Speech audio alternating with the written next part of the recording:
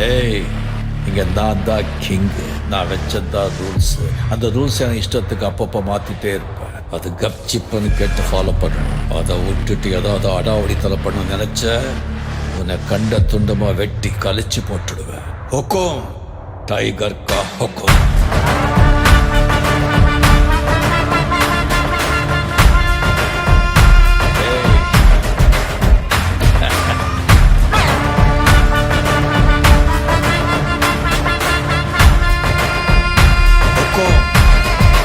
tiger கலவர இறங்குனா காட்டாருடா